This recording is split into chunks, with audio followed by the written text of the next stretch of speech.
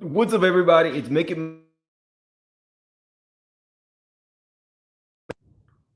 Sorry. This is getting stranger and stranger. We got to talk about it. Like the video's intro plays, we got a lot to get into. Make it make sense. Make it make sense. Make it make sense to me intellectually. Make it make sense. You know what I'm saying?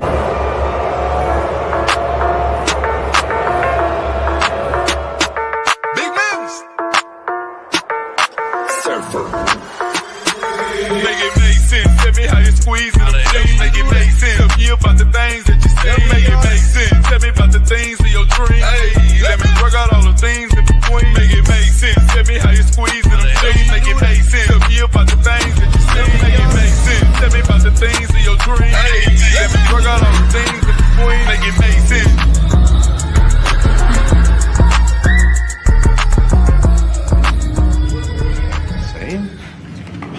And their prices from one year to the next are the same, and restore democracy. This may seem like bull. You heard that too, right? You're not the president. You need to go away. Okay, guys. So at this point, you know how my brain works. Once I start like pulling at strings, it's really hard to stop. And one thing that I picked up on recently was the hoax thing. During 2016, 2020, all these elections, things were hyped up, things were pushed under the rug. But one thing I did not even remember was a 2016 claim that Trump and Epstein were linked through an assault. The lawsuit, I need to tell you guys, was eventually dropped, but the way that it was dropped was even weird. Lisa Bloom was the attorney. I want to show you here. I want to show you guys this first. Okay, so all of these stories have come out. We know, whether you're a Trump supporter or not, that this Epstein file situation has become like a thorn in his side. A lot of it is fluff, but when he called the Epstein files a hoax, that set off an alarm to me. I don't know if it set off an alarm to you guys, but that was jarring to say the least. Epstein and what he did was definitely not a hoax. Then we learned that he lied about saying that he was actually in the files. He had never heard that he was in the files. And then it came out that he was briefed that he was in the files. Then it came out that the FBI was redacting his name specifically out of the files. We were told we were going to get the files. Then we were told we're not getting the files. I don't really know what to make of this. So we're going to review this lawsuit. His response to the lawsuit was that it was a hoax. We'll get into all the specifics, but this, brief trigger warning. If, assault and allegations of the R word trigger you, then this is not the video for you. But let's get started. So it was a Jane Doe defendant. Lisa Bloom was her attorney. It says complaint for the R word, sexual misconduct, criminal sexual acts, sexual abuse, forcible touching, assault, battery, intentional and reckless infliction of emotional distress, duress, false imprisonment, and defamation. Plaintiff was subject to acts of R word, sexual misconduct, criminal acts, sexual abuse, forcible touching, assault, battery, intentional and reckless infliction of emotional distress, duress, false imprisonment, and threats of death and or serious bodily injury by the defendants that took place at several parties during the summer months of 1994. The parties were held by defendant Epstein at a New York City residence that was being used by defendant Epstein at 9 East 71st Street in Manhattan. During this period, plaintiff was a minor of age 13 and was legally incapable under New York law of consenting to sexual intercourse and other sexual acts detailed herein. The R words in the first, second, and third degrees, sexual misconduct, criminal sexual acts in the first, second, and third degrees, sexual abuse in the first, second, and third degrees, and forcible touching, and on information and belief, predatory sexual assault. Let's see. Courts have discretion to allow proceeding anonymously where the need for privacy outweighs the public's interest in knowing their identity and any prejudice to defendants. This litigation involves matters that are highly sensitive and of a personal nature, and identification of plaintiff would pose a risk of retaliatory physical harm to hers and others. All of the 10 factors that the Second Circuit articulated as relevant to the analysis favor anonymity, especially factors 1 through 4, 7, and 10. Let's see. So basically, we learned through the Diddy trial that you have to ask. You have to ask to be to proceed anonymously.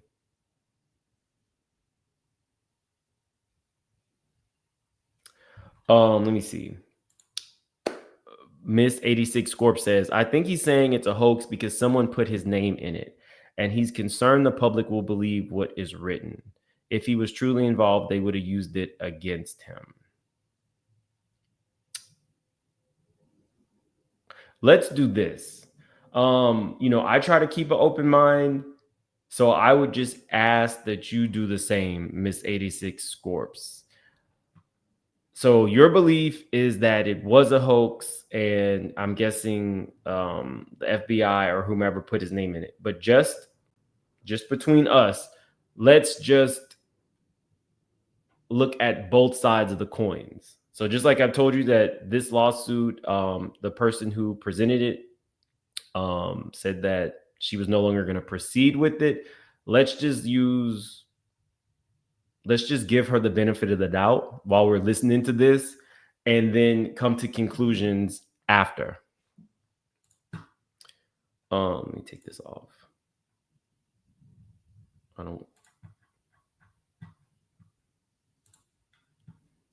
Plaintiff was enticed. I'm sorry, where were we?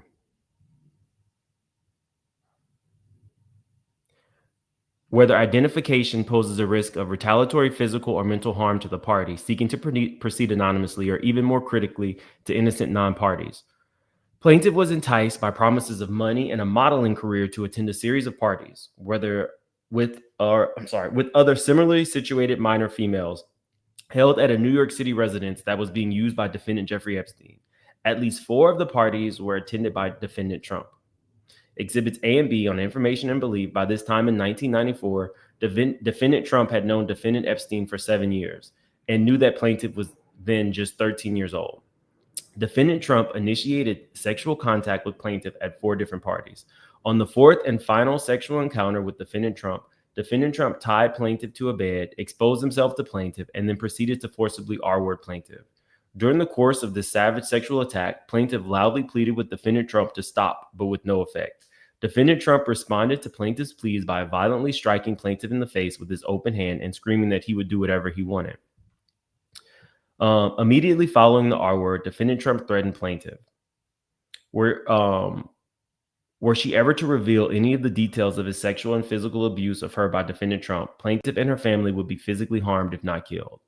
Defendant Epstein had sexual contact with plaintiff at 2 of the parties. The second sexual encounter with defendant Epstein took place after plaintiff had been R-worded by defendant Trump.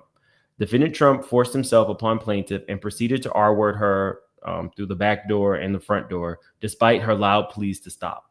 Defendant Epstein then attempted to strike plaintiff about the head with his closed fist, while he angrily screamed at plaintiff that he, defendant Epstein, rather than defendant Trump, should have been the one who took plaintiff's virginity, before plaintiff finally managed to break away from defendant Epstein. The threats of violence against plaintiff and her family continued, this time from defendant Epstein, who again reiterated that plaintiff was not to reveal any of the details of his sexual and physical abuse of her, or else, specifically, plaintiff and her family would be seriously physically harmed if not killed. While still under threats of physical harm by coming forward and having no reason to believe that the threats have ever been lifted or would have ever been lifted, plaintiff, who has suffered from stress, emotional distress, mental pain and suffering, among other problems, ever since the assault, was subjected to daily painful reminders of the horrific acts of one of the perpetrators. Defendant Trump, via mass media coverage of him starting on or about June 16, 2015, that over a short period of time became continuous and unavoidable. As a direct and proximate result of sexual assaults, in our words, perpetrated by defendants upon her, plaintiff has suffered stress, emotional distress, and mental pain and suffering, as well as adverse physical consequences. As a direct and proximate result of the sexual assaults, in our words, perpetrated by defendants upon her, plaintiff has suffered physical pain and suffering. As a direct and proximate result of the sexual assaults, in our words, perpetrated by defendants upon her, plaintiff has been subjected to public scorn, hatred, and ridicule, and has suffered threats against her life and physical safety. As a direct and proximate result of the sexual assaults, in our words, perpetrated by defendants upon her, plaintiff has incurred special damages, including medical and legal expenses. The sexual assaults, in our words, perpetrated by defendants upon plaintiff were intentional acts. The conduct of defendant demonstrates willful, reckless, and intentional conduct that raises a conscious indifference to consequences. At the appropriate time in this litigation, plaintiff shall amend her complaint to assert a claim for punitive damages against defendants in order to punish defendants for their actions and deter defendants from repeating their conduct. Let's talk about a few things, because if we're going to look at everything and everybody, we can't take our favorite and then remove them from the conversation at will. Because if you're doing that, then you are already exhibiting a bias, and neither you nor I were there. Just as, like, in my personal life, like I told you, I question everybody's motives, but additionally, I don't want to be offensive. If you say that Bill Clinton was in this man's jet 28 times, and that should be looked at, and that should be carefully investigated, then if you've been in his jet 7 times, why are we just supposed to believe that in those 7 times you should not be investigated? And you might have done all of the same things except what Clinton did, but Clinton has to get the highlight. How does that work? How can you so effectively tell people to look over there or look at somebody else's actions and not expect that your actions would also come into question?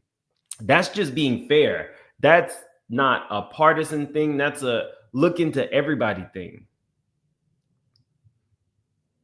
I feel like people, are involved in cover-ups all the time. We know catch and kill stories. We've learned a lot in the last 9 years involving catch and kill, involving presidents who are on some BS. We've learned a lot. We cannot be in a space that just because we like somebody, then we're going to take just their word at face value. Now, I'm not even, even through the Diddy trial, we learned that, Busby and Jay-Z, and even although Lisa Bloom and her mom were nice to me, I'm still going to look at you and evaluate things in the same way. Tyrone Blackburn was extremely nice to me, but I'm still going to look at him and evaluate things through a non-biased lens.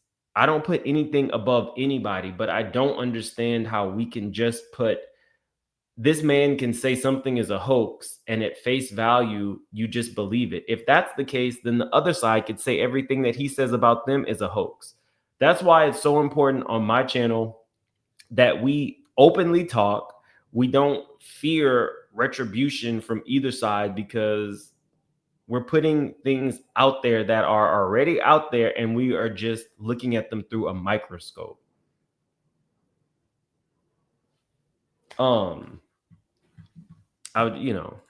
So I'm going to listen to this woman's claims, and I'm going to keep an open mind. But it's important in present day that these things come up, because what if somebody just said it was a hoax, and at the time the heat was on, and this woman just felt scared and took back her story? So we have that all of these things are a hoax, but we on this channel are going to look at everything and everybody, and that's just what it is. The statute of limitations. Any statute of limitations applicable to the R word, sexual misconduct, criminal sexual abuse, sexual abuse, forcible touching, assault, battery, intentional and reckless infliction of emotional distress, false imprisonment of a minor, if any, is told owing to the continuous and active duress upon plaintiffs by defendants that effectively rob plaintiff of her free will to commence legal action until the present time.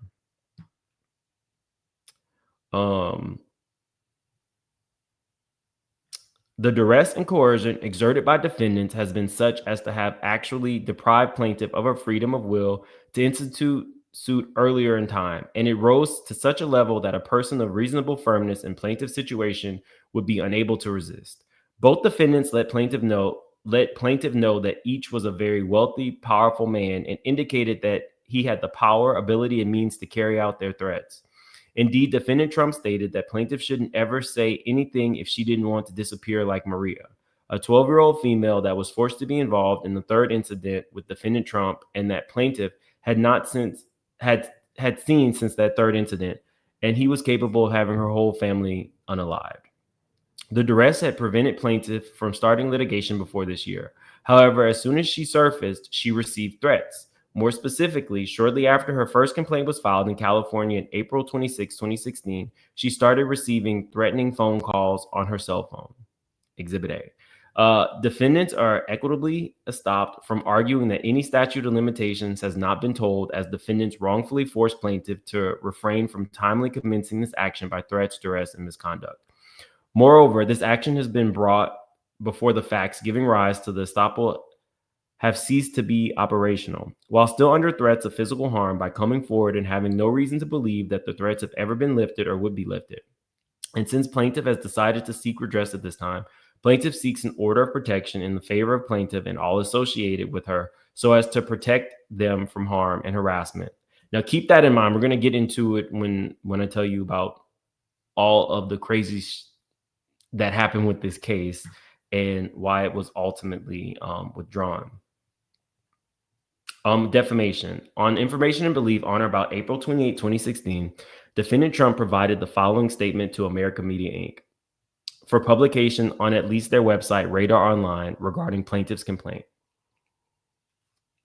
The allegations are not only categorically false, but disgusting at the highest level and clearly framed to solicit media attention or perhaps simply politically motivated. There's absolutely no merit to these allegations.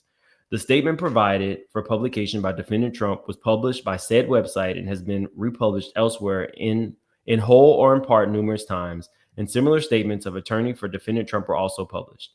The statement provided for publication by defendant Trump and that was published by said websites is false as it pertains to plaintiff.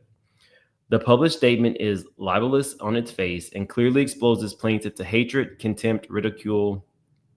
As a proximate result of the above described publication, plaintiff has suffered loss of reputation, shame, mortification, and injury to her feelings, all to her damage in amount to be established at proof of trial. The above described publication was not privileged because it was published by defendant Trump with malice, hatred, and ill will toward plaintiff and the desire to injure her. As a direct and proximate result of defendant Trump's defamation of plaintiff has been subjected to public scorn, hatred, and ridicule, and has suffered other injury. Now let's get into these statements.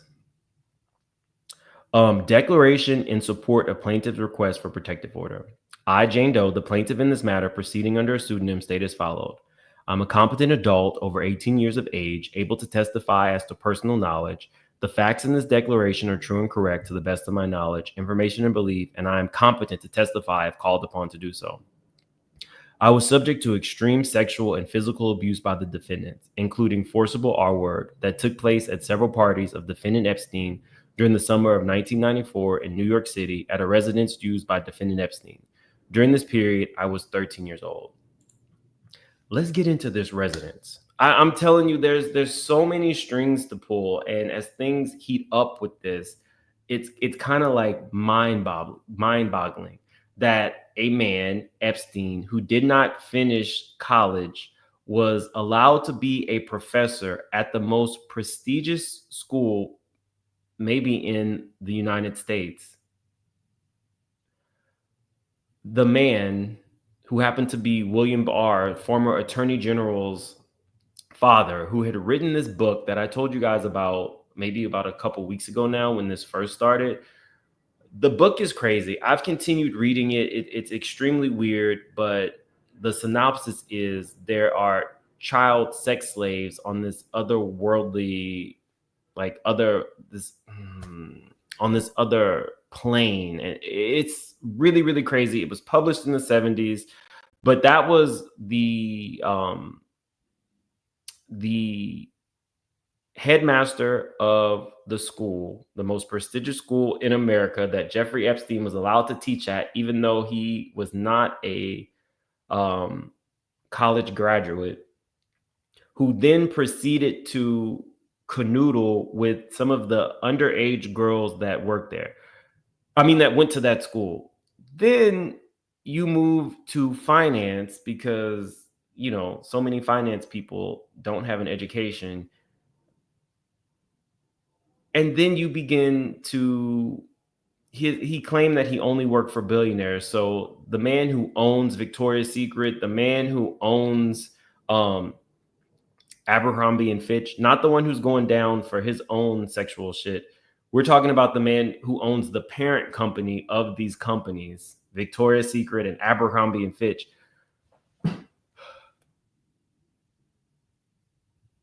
Becomes a billionaire,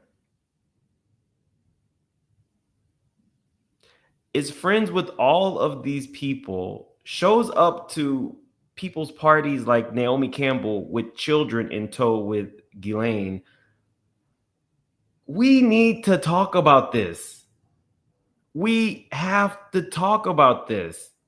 The great equalizer should be protecting children. It's not about who our favorite is. Shit, I like Naomi Campbell, but it doesn't mean that she didn't have a past with drugs and assaulting people. And now we see she had minors at her party with Epstein and Ghislaine. You cannot erase the past just because you like somebody. You could be the biggest President Trump supporter. Nobody is stopping you from doing that. But if you cannot question a person's past actions, then what are we doing here?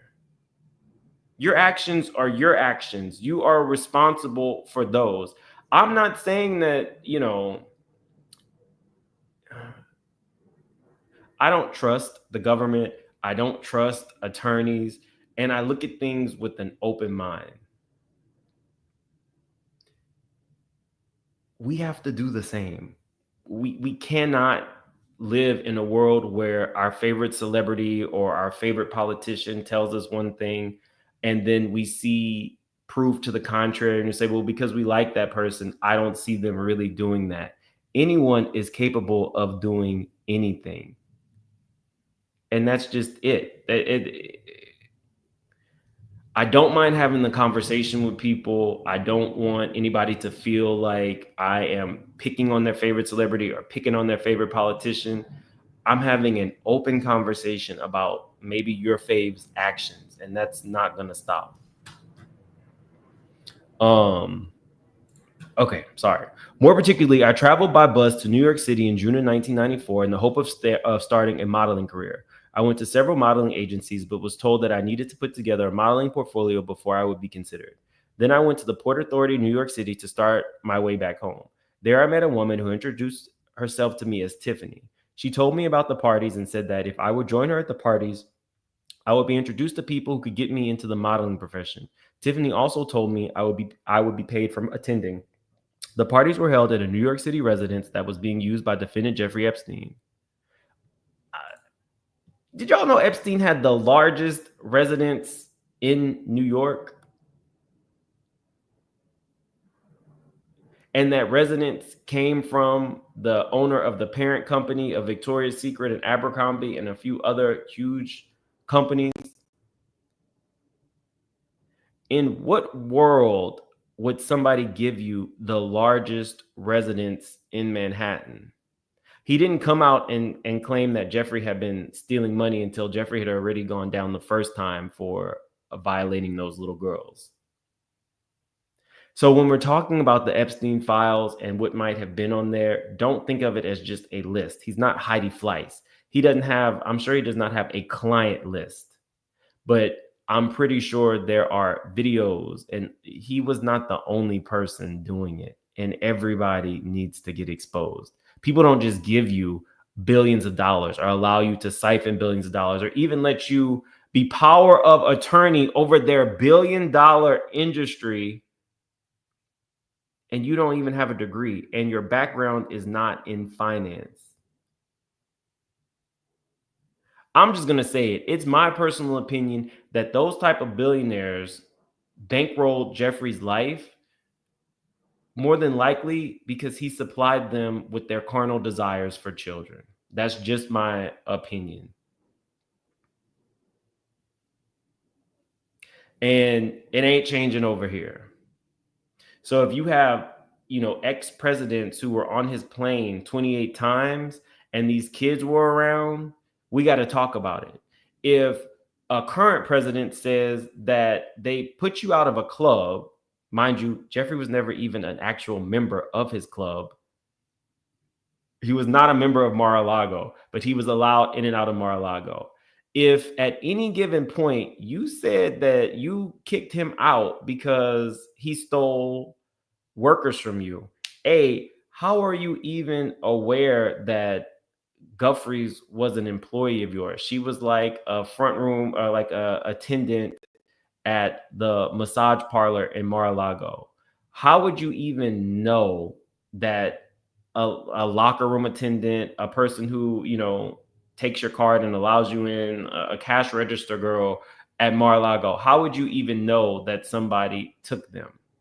And if you did know that a rich, powerful man who, according to you, likes him young, took one of your employees and that infuriated you so much, did you ever think to raise your hand and ask why that adult man and Ghislaine were hanging out with this 15, 16-year-old kid? At what point do you take any responsibility? This was a kid. According to you, you knew she worked for you. According to you in the news media, you just said Jeffrey took her from you and that infuriated you and it severed the ties between you and Jeffrey. At what point do you put that child's life over your relationship with the billionaire and call into question that relationship? These are valid questions. And even if you are a Trump supporter, these are valid questions for you to have for the leader of the free world. By your own admission, you knew he took this girl from you. So why wouldn't you have questioned it? Why wouldn't you have gone to the authorities? Why wouldn't you have reached out to see if she was okay? If you knew that these are just valid questions anybody could have.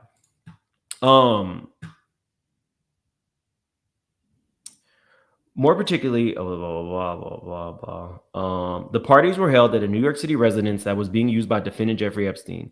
Each of the parties had minor females and a number of guests of Mr. Epstein, including defendant Trump at 4 of the parties I attended. I understood that both Mr. Trump and Mr. Epstein knew that I was 13 years old. Defendant Trump had sexual contact with me at 4 different parties in the summer of 1994. On the 4th and final sexual encounter with defendant Trump tied me to a bed, exposed himself to me, and then proceeded to forcibly R-word me. During the course of this savage sexual attack, I loudly pleaded with defendant Trump to stop, but he did not. Defendant Trump responded to my pleas by violently striking me in the face with his open hand and screaming that he would do whatever he wanted. Immediately following the R word, defendant Trump threatened me that were I to reveal any of the details of defendant Trump's sexual and physical abuse of me, my family and I would be physically harmed, if not killed. Defendant Epstein had sexual contact with me at 2 of the parties that summer. On the second occasion involving defendant Epstein forced himself upon me and proceeded to R-word me through the front and back door, despite my loud pleas to stop. Defendant Epstein then attempted to strike me about the head with his closed fist while he angrily screamed at me that he, Defendant Epstein, should have been the one who took my virginity, not Donald Trump, before I finally managed to break away from Defendant Epstein. Immediately following the R word, just like Defendant Trump, Defendant Epstein threatened me not to ever reveal any of the details of Defendant Epstein's sexual and physical abuse of me, or else my family and I would be physically harmed. Both defendants had let me know that each was a wealthy, powerful man, and indicated that they had the power, ability, and means to carry out their threats. Indeed, Defendant Trump stated that I shouldn't ever say anything I did.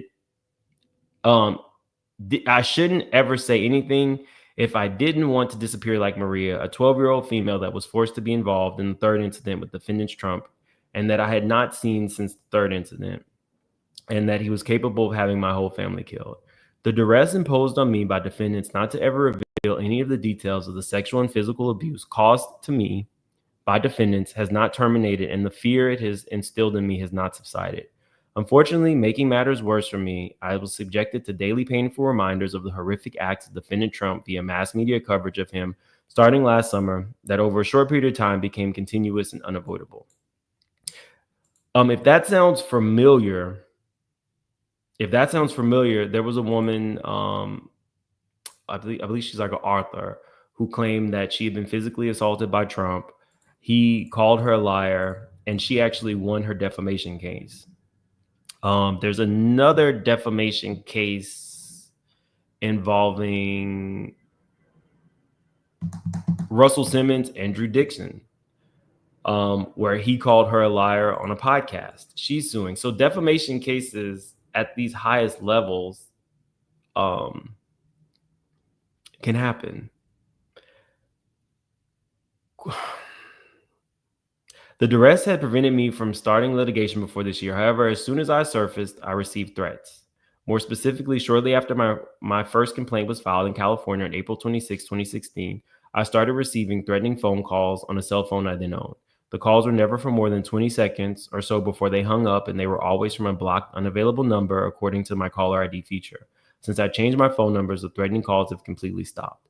This litigation involves matters that are highly sensitive and of personal nature, and I believe that identification of me would pose a risk of retaliatory physical harm to me and others.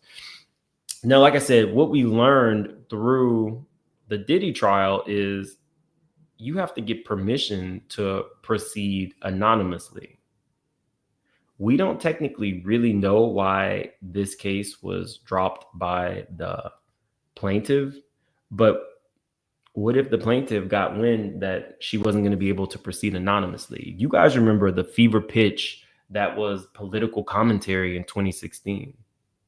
People are crazy. So I just said with her specifically, let's keep an open mind. Let me see. I, Tiffany Doe, a pseudonym, state as follows. I am a competent adult over 18 years of age, able to testify as to personal knowledge. The facts in this declaration are true and correct to the best of my knowledge, information, and belief, and I am competent to testify to them if called upon to do so. Also, we saw with Shannon Sharp that you might file the lawsuit anonymously, but of course the defendant has the right to know who you are. There is a loophole. Shannon Sharp was able to use it. You can file a lawsuit, and in the time between the judge deciding whether you can remain anonymous or not, we now know that the defendant can release your name because legally they are not bound to calling you Jane or Tiffany Doe in this situation. It goes to show you that victims and alleged victims are not as safe as you might think. And people who are rich and powerful are able to retaliate in a way that some of us couldn't even imagine. So I'm just asking you, just keep an open mind. Like I said, by the end of this, I will explain to you some of the stuff that was in the media, some of the stuff that was janky about Lisa Bloom, but just keep an open mind. I originally met Jeffrey E. Epstein in New York City in 1990 when I was the age of 22. I attended a series of parties in that same year of 1990 where I was paid to entertain various guests of Mr. Epstein. In the year 1991, I was promoted to the occupation of party planner, in which my duties were to get attractive adolescent women to attend these parties. I was hired by and paid directly by Mr. Epstein from the years of 1991 to 2000 to attract adolescent women to attend these parties, most of which were held at what is known as the Wexner Mansion, located at 9 East 71st Street in New York City. In June 1994, while performing my duties as a recruiter of adolescent women to attend Mr. Epstein's parties, I met a 13-year-old adolescent woman, the plaintiff in this matter, at the Port Authority in New York City, who said that she had come to New York City in the hope of starting a modeling career. I persuaded the plaintiff to attend a series of parties Mr. Epstein that took place during the summer of 1994. I told her that if she would join me at the parties, she would be introduced to people who could get her into the modeling profession, and she would be paid for attending. It was at these series of parties that I personally witnessed the plaintiff being forced to perform various sexual acts with Donald J. Trump and Mr. Epstein. Both Mr. Trump and Mr. Epstein were advised that she was 13 years old. I personally witnessed 4 sexual encounters that the plaintiff was forced to have with Mr. Trump during this period, including the 4th of these encounters where Mr. Trump forcibly R-worded her despite her pleas to stop. I personally witnessed the one occasion where Mr. Trump forced the plaintiff and a 12-year-old female named Maria to perform oral sex on Mr. Trump, and witnessed his physical abuse of both minors when they finished the act. I personally witnessed or was made immediately aware of the 2 occasions where my boss, Mr. Epstein, attempted to R-word and sodomize the plaintiff. I personally witnessed Mr. Epstein sexually and physically abuse other minor females even younger than her.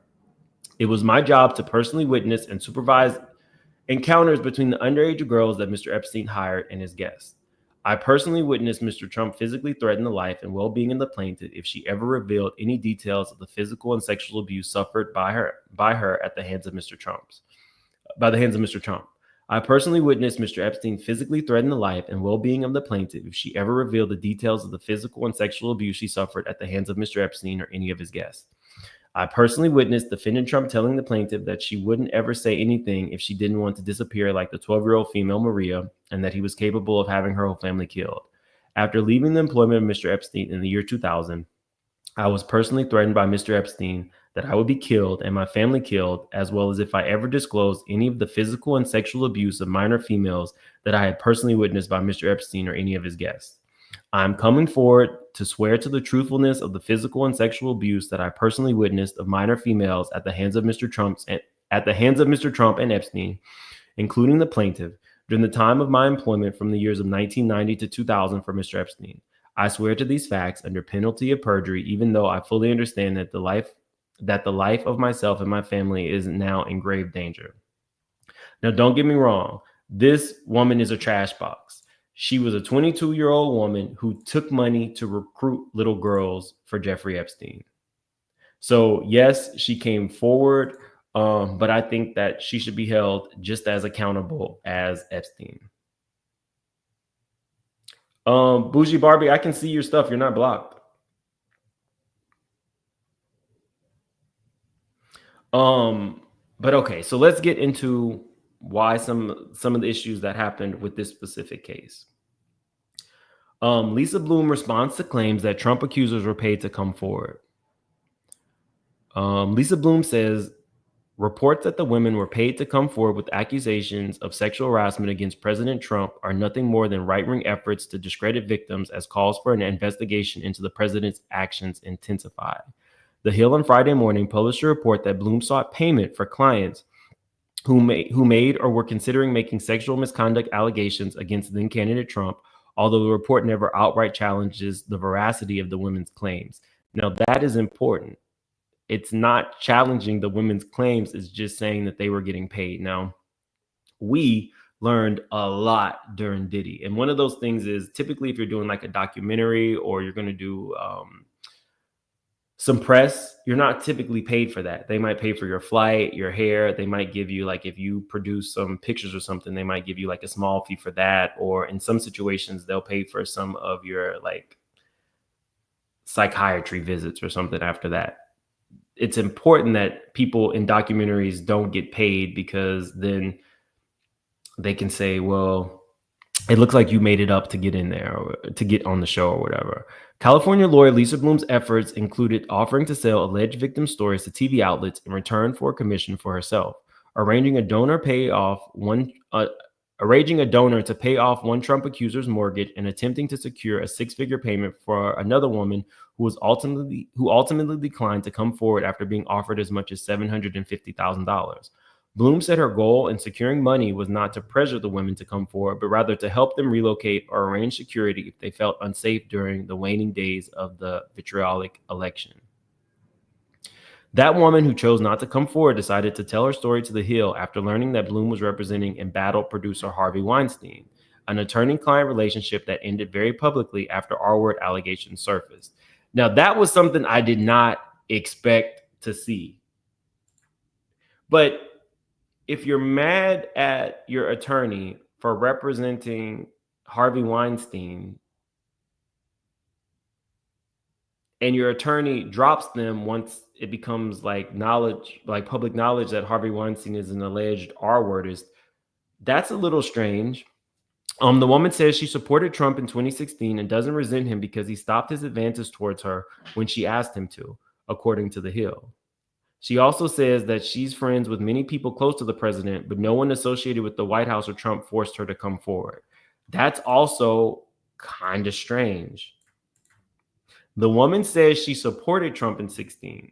So this was a woman who, I guess, went to Lisa Bloom to talk about, I guess, being allegedly violated by Trump, but then decides that she's disgusted by Lisa Bloom because prior to Harry Weinstein going down for the R word, she was his attorney. So you're disgusted at the association between Harvey Weinstein and Trump, and yet and still the person that you personally alleged did something to you, you supported him in the election of 2016. Is this sounding bizarre to anybody else? I'm reading all this and I'm like, I was so in 2016, I was so engrossed in the election and the merits of Hillary and Trump and coming off of Obama's presidency and what are the policy changes going to be and what does it mean for America to be to finally have a viable female candidate. I was so engrossed in that this kind of stuff was like white noise to me. It sounds extremely strange on its face that you are supporting a man who you alleged to have done something to you, only to be disgusted by an attorney who was Harvey Weinstein's attorney before the R-word allegations. That doesn't seem to really hold up to me. That part, you can't make this shit up.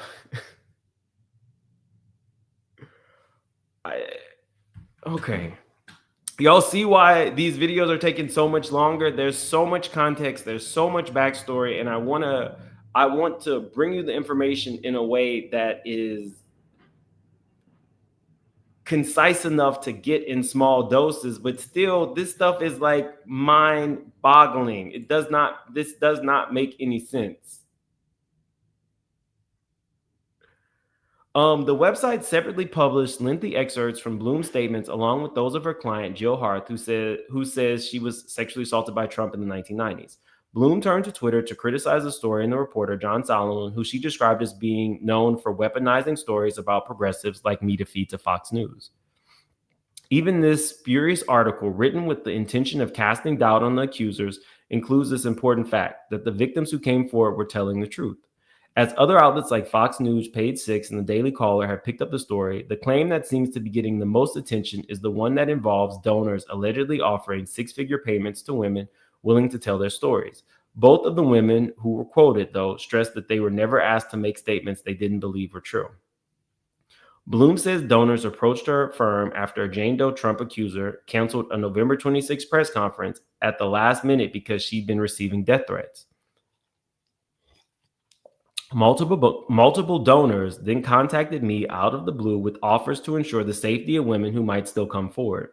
Bloom writes in her statement, "As an attorney, I was obligated to relay those offers of funds for relocation to a safer community and round-the-clock security, and I was happy to do it."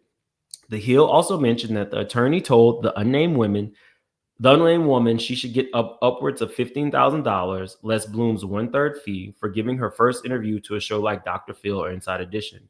Bloom, in her Twitter statement, explained that when she takes on cases for free or at a reduced fee, she includes in the contract that the firm will take 1/3 of any payment of the client receives as a media fee.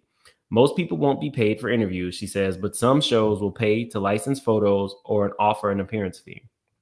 Following the explosion of sexual harassment and assault allegations within Hollywood and Congress, several of Trump's accusers have renewed their efforts to have their claims investigated. Bloom tells a Hollywood Reporter the timing of Hill's report is no coincidence.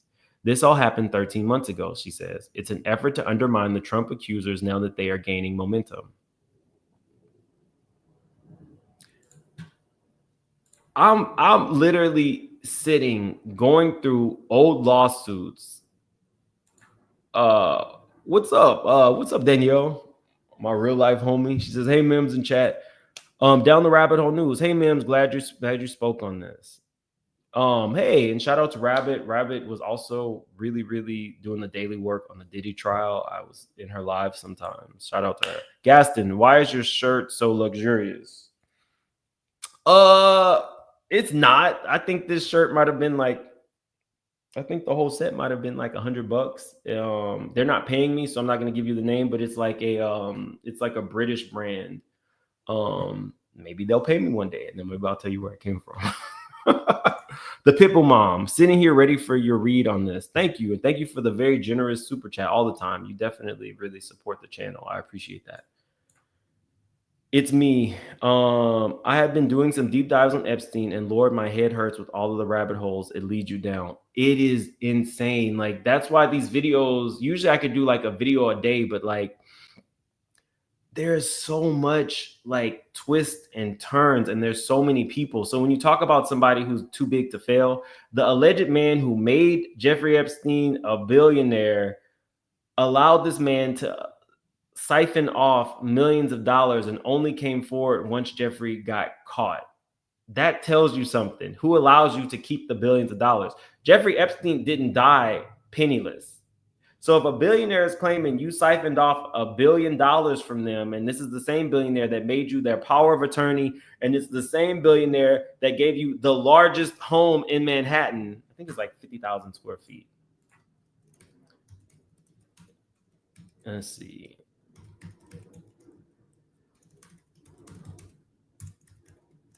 Let's see. How big was it? Jeffrey Epstein's Manhattan townhouse at 9 East 71st Street was described by real estate agents as the largest single-family home in New York City. Let me see. It sold for $51 million. I don't know who would want to live in that after all of the atrocities that happened in it. I can't see the square footage. But yeah, a billionaire doesn't just give you access to all of their money, allow you to steal billions.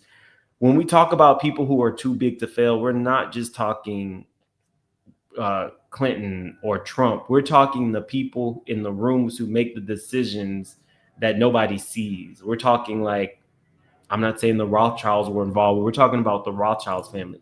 People who have so much money that they don't have a net worth. Get into that shit. You have so much money, you don't have a net worth. Those are the type of people who are quote unquote too big to fail. Camille, thank you for joining the membership. Keena, hey Mims, were you at the High Museum for First Fridays? I thought I saw you. Keep up the great work. Yeah, you should have spoke. I was there.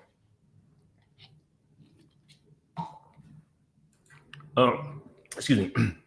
Coco, why were so many kids working in dumps spa? I've never been to a spa. I had a child masseuse. Sounds like, okay, no. So he did not have child masseuse. This would be like, let's say you lived in Palm Beach, you're 16 years old, you can legally work, and you're like the towel boy or the towel girl at the spa.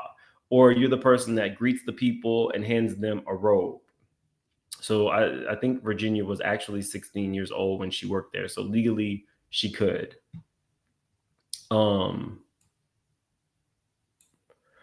Joy, do you believe that Epstein unalived himself? I don't, but wanted to know your thoughts. I haven't even gotten into that. I have watched everybody's coverage on Epstein and the angles and the fact that the cameras weren't working. We're going to do that. It just, when I come to you guys, I want my I's dotted and my T's crossed because people are crazy. People are filing lawsuits. And also, you know, you want to be, there's so many like victims involved. You kind of want to be as appropriate as possible. You want to be respectful to the victims. And so that's why these take me a little bit longer. But yes, we're definitely going to talk about the fact that 3 of the 4 cameras weren't working. We're going to talk about the fact that the 2 people who were supposed to be doing walks up and down these aisles and specifically checking on Jeffrey every 30 minutes were both asleep, but then they had a team of lawyers. We're going to be talking about the alleged inmate that was allowed to access the, we're going to be talking about the lost minute that people were aware about. Well, if everybody in the jail is aware that there's going to be a lost minute, then wouldn't that be a good time to sneak in? Yes, I do think that his unaliving was a cover up, and we're going to get into it. But there's so much information. There's so much background. There's so many people tied to him. And yet nobody but Ghislaine and Jeffrey got taken down. And we don't owe anybody shit. So on this channel, we are going to talk about it. Paula, too many dirty people involved, connected, friends, etc. All roads end with money and access. They take advantage of broken and desperate and naive men and women, young and old. Absolutely. Absolutely. Like, somebody, okay, so I get sent a lot of stuff. I can't even siphon through all my emails. I might go half on an assistant with Simone who can do all that kind of stuff. So if you've emailed me, I'm sorry. I'm inundated with emails all the time and I try to return them, but it's too much. So I probably will go in half on an assistant with Simone, but I want to know who all these people are before they just die off. I want Clive Davis to answer for some of the stuff he allegedly did before he just dies off. Let me give you guys the name because I've been saying this guy. Let me see. The owner of the parent company of Victoria's Secret. Somebody sent me some information that said that Ghislaine used to be a recruiter for Les Wexner, that's his name. Les Wexner, the man who made Jeffrey Epstein a billionaire, even though he didn't have any real background in finance and made him his power of attorney. Let me see if she had a link to Disney.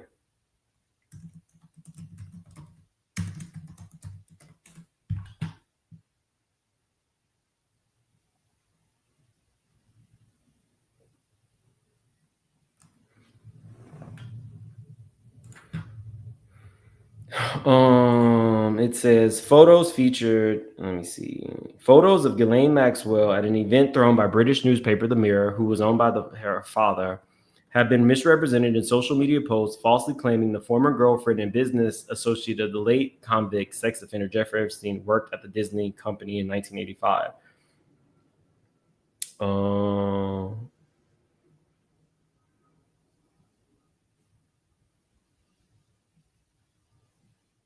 Blah, blah, blah. So they said that is not true. I guess she was just at a Disney event, or maybe co-sponsored a Disney event with her father's company, The Mirror. Oh, no. Okay. So, no, she presented them with a check to the save.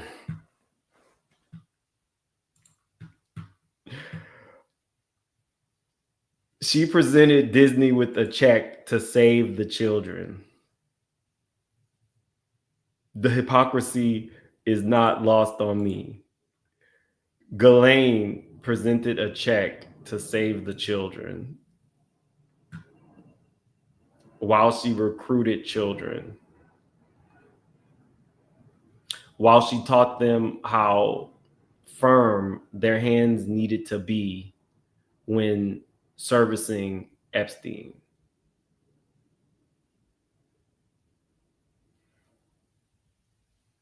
Save the children in public, recruit them to be sex slaves in private.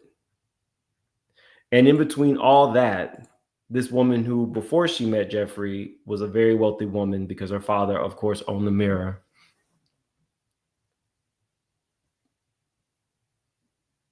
gets moved to a much nicer prison in Bryan, Texas, in the midst of exposing some of the things that she knows. Who benefits from Ghislaine getting a much better, much cushier jailhouse?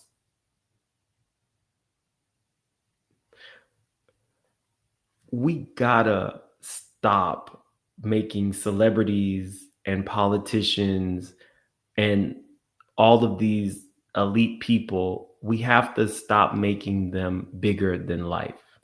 At the end of the day, we all poop. At the end of the day, we all have to die.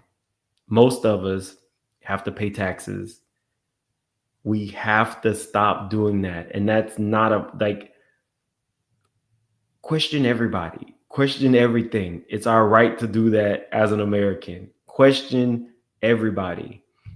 Because a lot more people's hands are dirty, but only Jeffrey and Ghislaine went down for this. Prince Andrew got a slap on the wrist. These people like Prince Andrew have diplomatic immunity. I mean, you guys can tell me if you actually like the Epstein content. I'm doing a lot of research, but if you don't actually like it and it's for none, just kind of let me know. But Melania's best friend, who's also linked to Epstein, got diplomatic immunity from this small island that he never lived on. Why would a talent scout, a model scout, be given diplomatic immunity? Which means that in America, because I think he's originally from Italy, but in America, a person who has diplomatic immunity can basically do a lot of things without getting prosecuted. Why would he need that? It's so much. I mean, the research that goes into this is kind of crazy, but I'll be back tomorrow for sure. We'll be doing a lot more stuff. I am going to be doing more short videos because I did see that you guys like a mix of short and long videos, but I'm going to be doing both. Hold on, we got some more. Thanks for being a member for 8 months. Paula says I'm still riding. Grown woman, don't try me. Thanks for being a member for 30 months. Might be our oldest member. Mims, I'm trying to keep up, but this is so much to unravel. Keep up the good work. Love you. Thank you. I appreciate you. And thank you for the super chat. Your integrity is unmatched. Keep doing great work. Thank you so much. Tracy. What's up, Tracy? Well, check out Michael Jeffrey's lawsuit for Abercrombie. He's also attached Lex Wexner. Michael lived down the street from Diddy for years during the same time of Diddy's white parties. Jeffries essayed young men and injected them. Wow. I guess we'll have to talk offline. It's something else to pull to.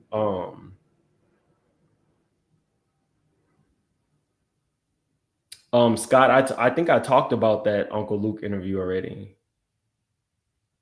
Yeah, we only have 726 likes. Definitely hit that like button on your way out. If you're new to the channel, please subscribe. I will talk to you guys later.